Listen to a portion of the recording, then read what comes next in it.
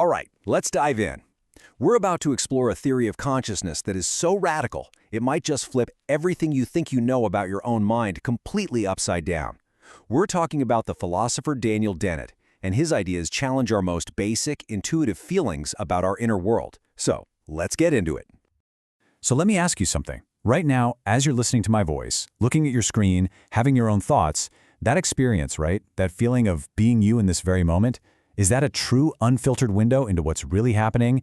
Or is it something else entirely? Okay, so first up, let's talk about what feels like the obvious answer.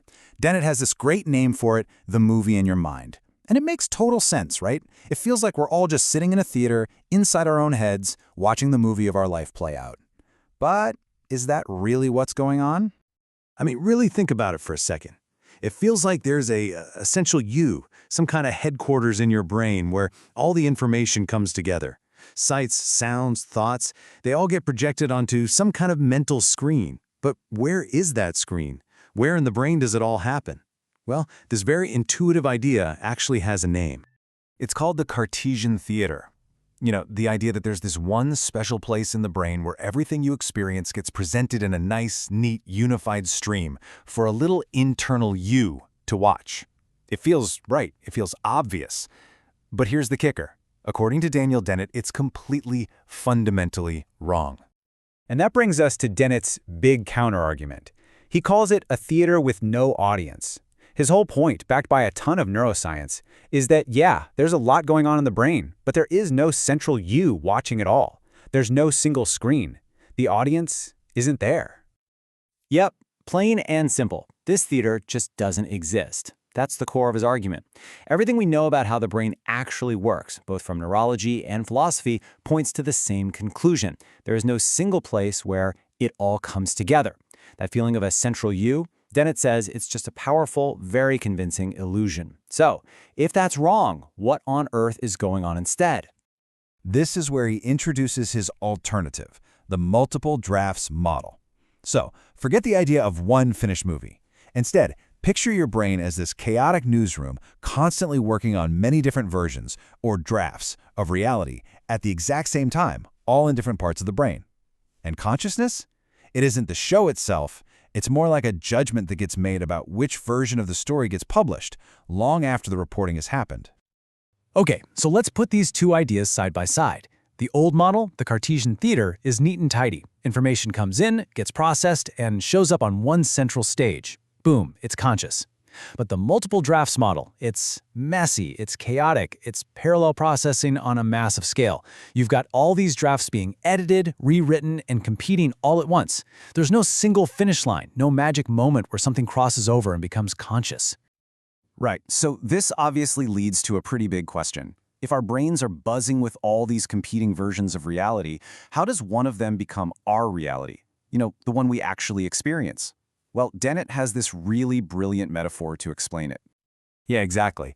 How does one draft win? If there are a dozen different takes on what's happening right now, which one do we end up experiencing? Dennett's answer is pretty radical. He says it has nothing to do with the draft showing up in the right place at the right time.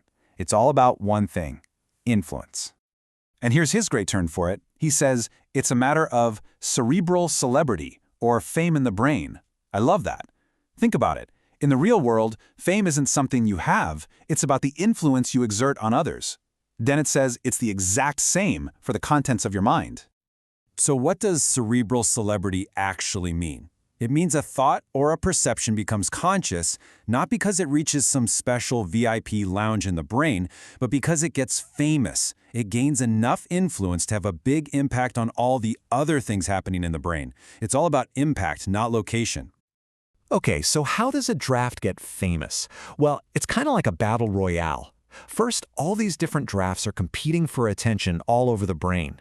Then, one of them starts to gain traction. It gets enough clout to start influencing other brain processes. And finally, that influence spreads so far and wide that it actually starts to dictate your behavior, what you say, what you do. That is the draft becomes your conscious experience. It's the one that won the popularity contest. Okay, now we're getting to the really deep stuff.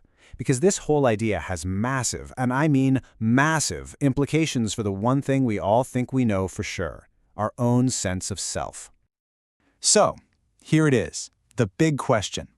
If there's no audience in the theater, no little CEO in the brain's headquarters, then who are you?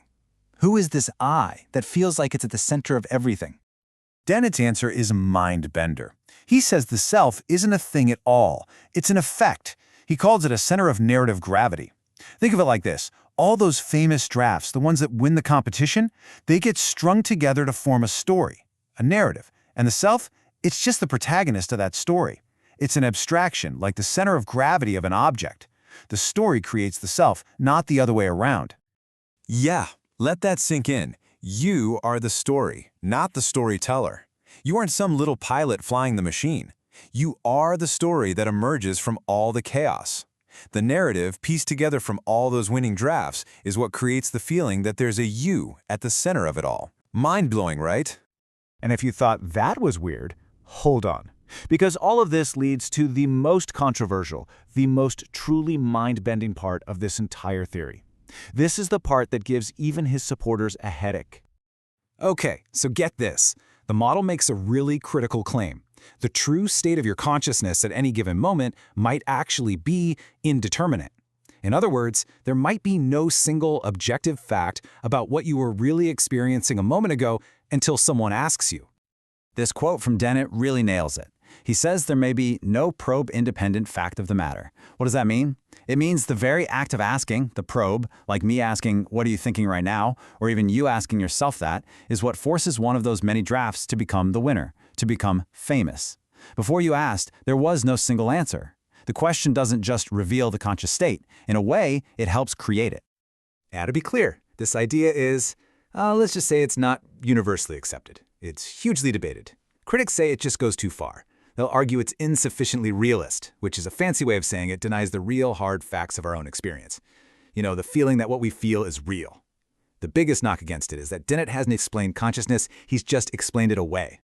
So, where does all this leave us? After diving into this wild, radical theory, it really all boils down to one final, provocative question. A question about your own personal experience of being you. So, is your conscious experience, what you're feeling right this second, a true reflection of reality? An accurate window into the world? Or is it just the story that won? Is it just the edited highlights, the one version of events that managed to achieve cerebral celebrity and beat out all the competition? According to Dennett, you're not watching the movie. You are the movie, and it's being written and rewritten every single moment.